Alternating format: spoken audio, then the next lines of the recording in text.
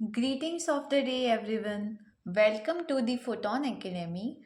So, here is me with the another video lecture of class 8 chapter reproduction in animals.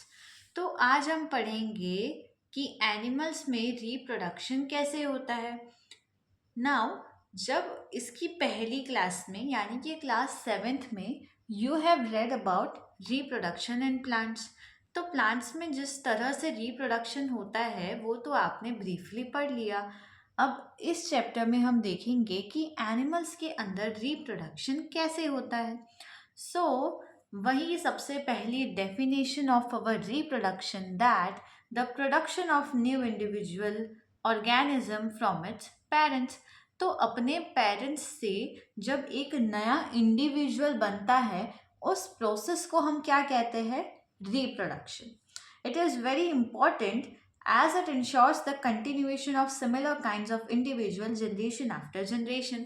तो reproduction बहुत ही ज़्यादा important है to ensure the continuation, कि ये जो life है वो continue हो रही है, ancestors जो है वो continue हो रहे हैं. तो जैसे आप जानते हैं कि आपकी एक फैमिली ट्री है, राइट. सो आपके दादाजी, फिर आपके पापा, then you, then your children's.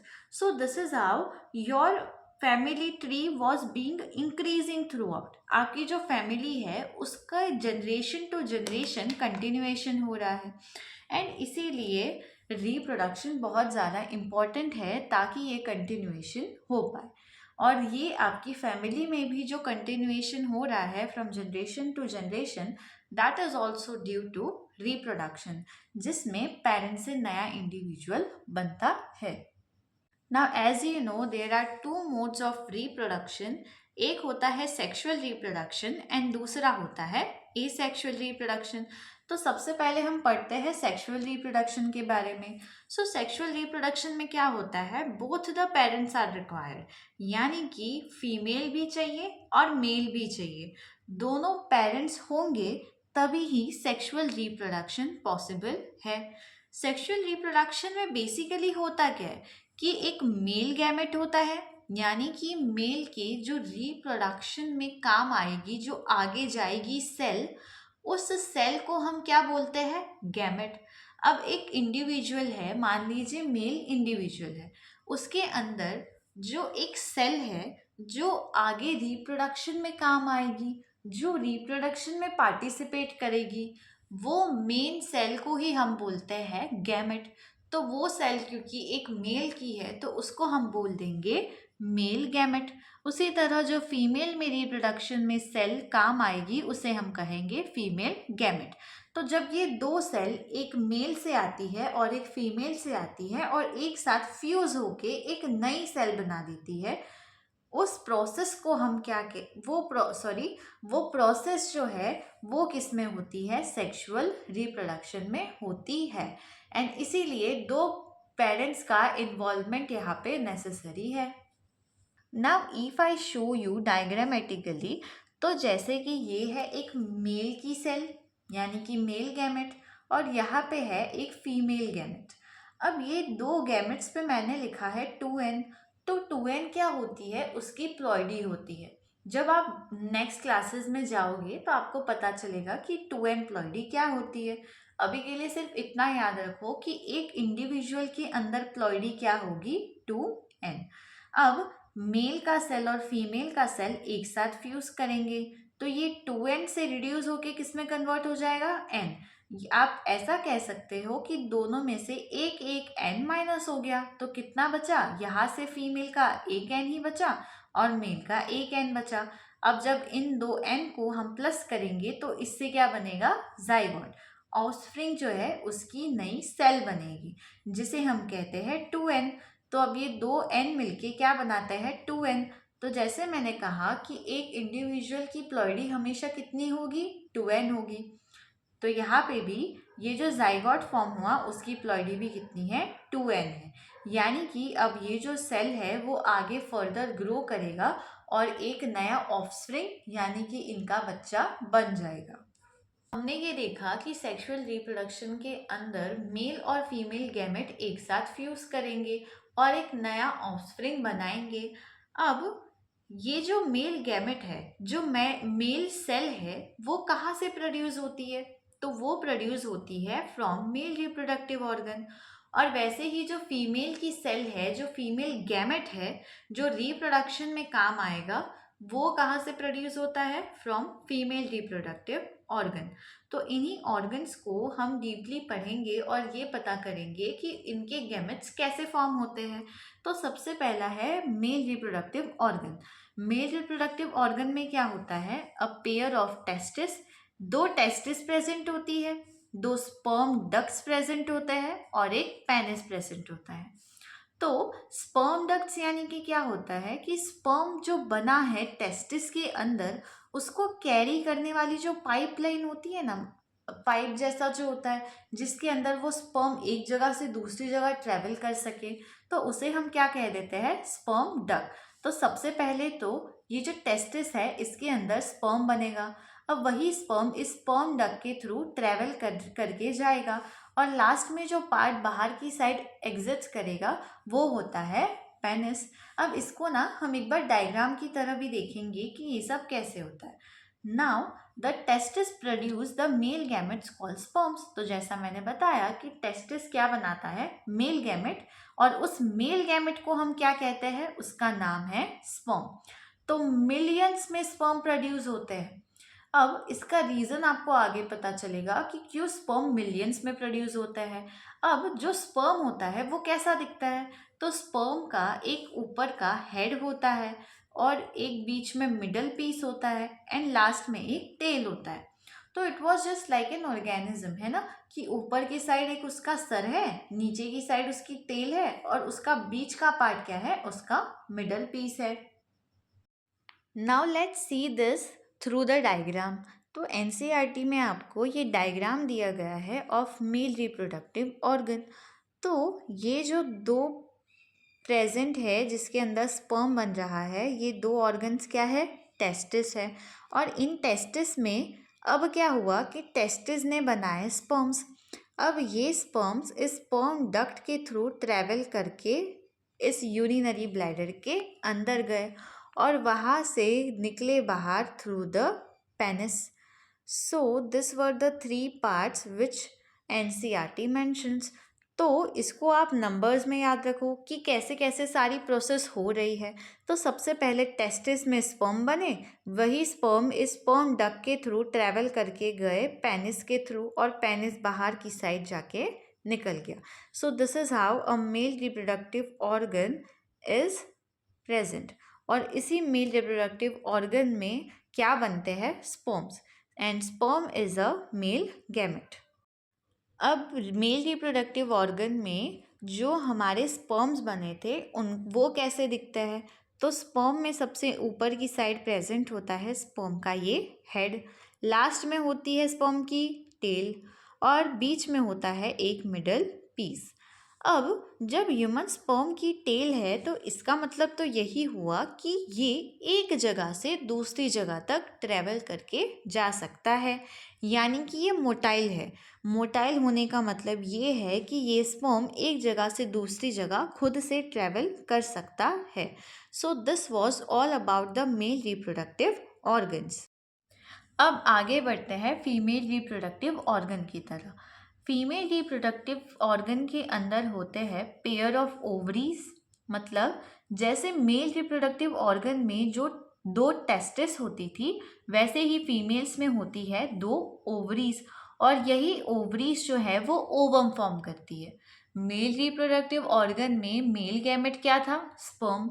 वैसे ही फीमेल्स में फीमेल गैमेट होता है ओवम, या फिर आप उसको कह सकते हैं एग या फिर ओवा। तो ये किस में बनते हैं? एग्स, ओवरीज में। देन वहाँ जैसे एक स्पर्म डक था जो उस स्पर्म्स को कैरी करके ले जा रहा था, वैसे ही फीमेल्स में होती है ओविडक्ट, जिसे हम फैलोपियन ट्यूब भी कहते हैं। और इसी ट्यूब के थ्रू जो ओवरीज में एग्स बनते हैं वो एक जगह से दूसरी जगह ट्रेवल करते हैं। देन वी हैव यूटेरस जो बीच में प्रेजेंट होता है एंड सिंगल यूटेरस ही होता है। Now ovaries produces female gametes called ओवा, दैट इज एग। ओवरीज में क्या बनता है? फीमेल गैमेट जो कि होता है एग या फिर ओवा। Matured egg is released into the oviduct by one of the ovaries every month. अब फीमेल्स में हर महीने ओविडक्ट्स क्या करती है, अब जैसे कि ओविडक्ट्स नहीं, हर महीने जो फीमेल में 2 ओवरीज होती है उसमें से एक ओवरी मैच्योर एग को रिलीज कर देती है और वो एग किसके थ्रू ट्रेवल करता है, ओविडक्ट के थ्रू। तो ये हर महीने ओवरीज ना अपना काम बांट लेती है। एक महीने मान लीजिए लेफ्ट साइड की ओवरी ने एग दिया, तो दूसरे महीने कौन सी ओवरी एग प्रोड्यूस करेगी, लेफ्ट साइड की ओवरी। तो ऐसे ही राइट और लेफ्ट ओवरी साइमल्टेनियसली एग्स को रिलीज करती है। Development of baby takes place in uterus. तो ये तो हमने देखा कि ओवरीज क्या करती है, एग्स रिलीज करती है। ओविडक्ट्स इन्हीं एग्स को एक जगह से दूसरी जगह पहुंचाता है। तो यूटेरस का क्या रोल है, तो यूटेरस का ये रोल है कि फीमेल्स जब प्रेग्नेंट होती है तो उनकी बॉडी के अंदर जो उनका बच्चा होता है, जो उनका जाइगोट होता है, वो किसके अंदर डेवलप होता है, इस यूटेरस के अंदर ही उसकी डेवलपमेंट होती है।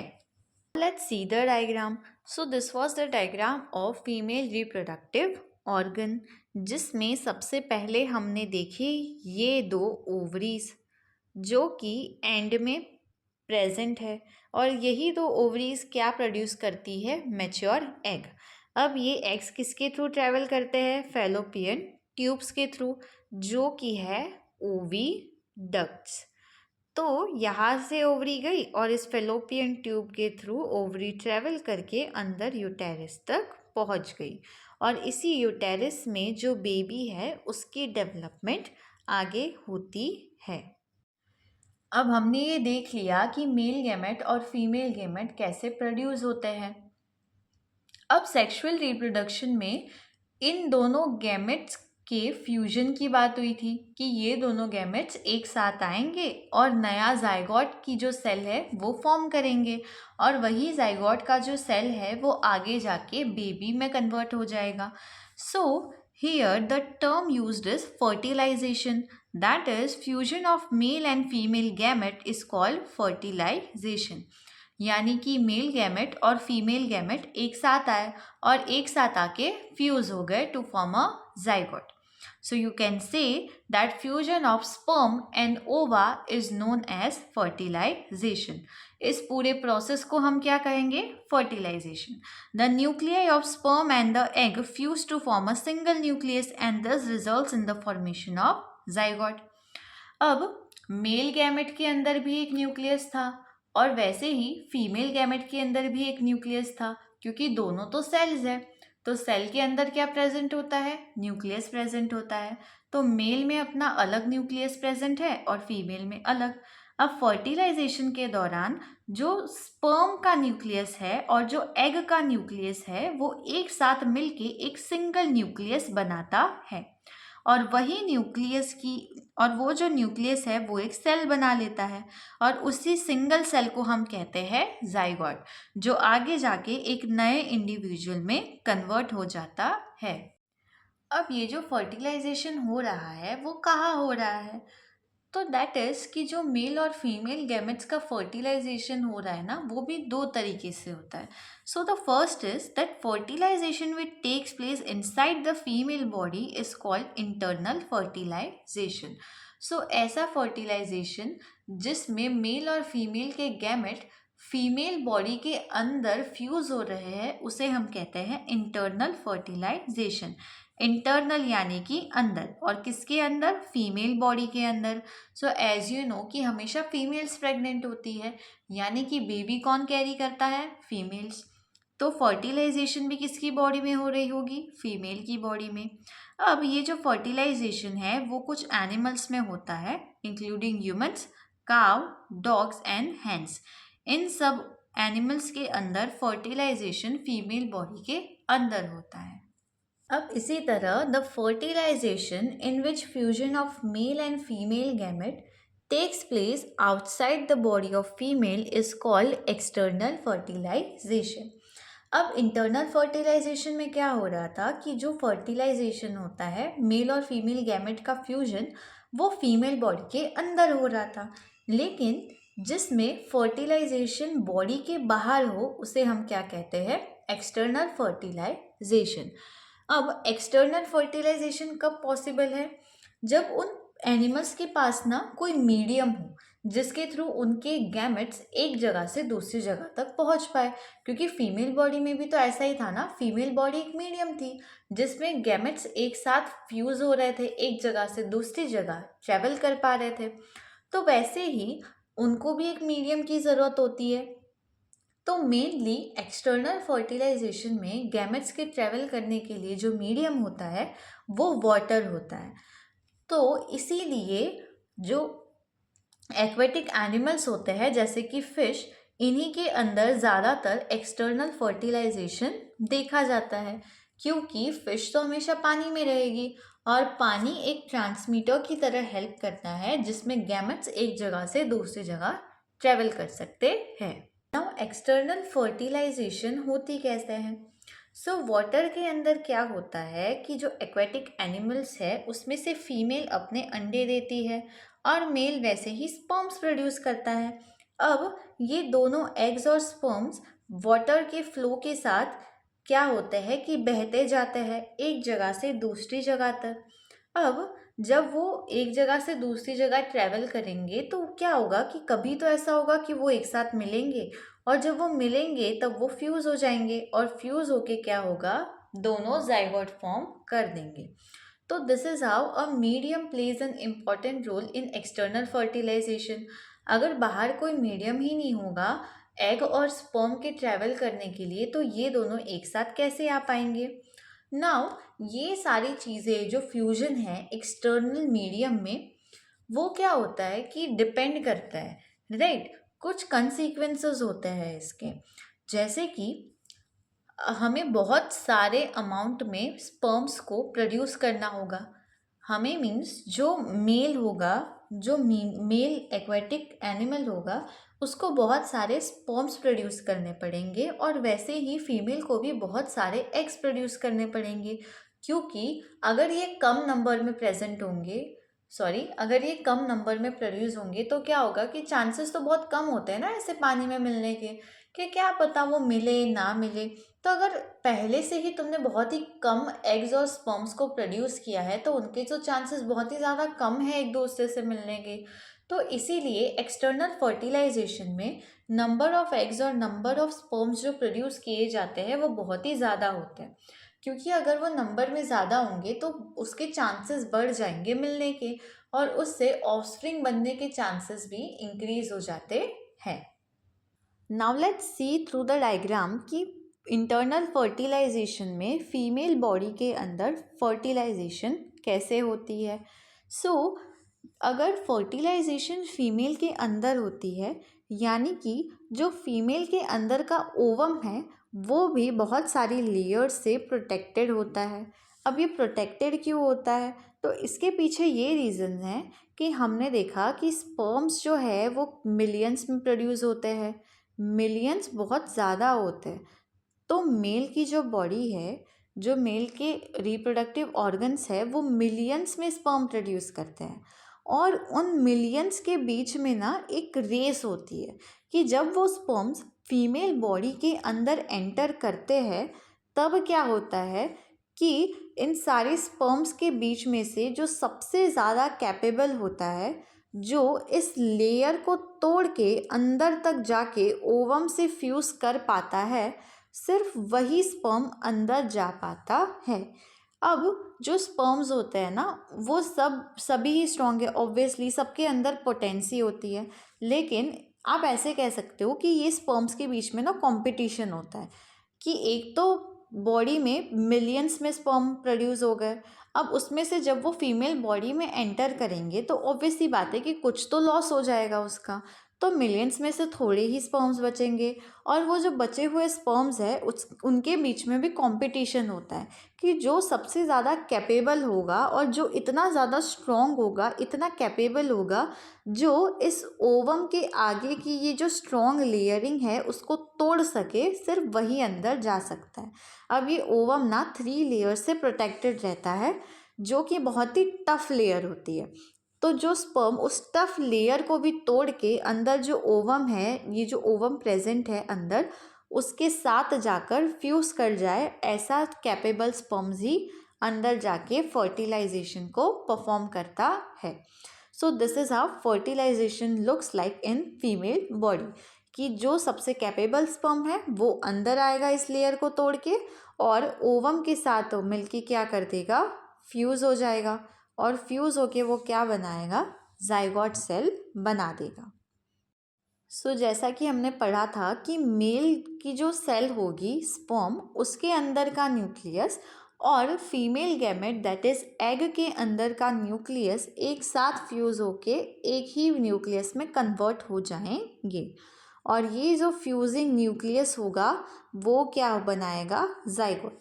यानी कि इस जाइगोट के अंदर फीमेल का भी न्यूक्लियस होगा और मेल का भी न्यूक्लियस होगा, and this zygote that converts into a new individual.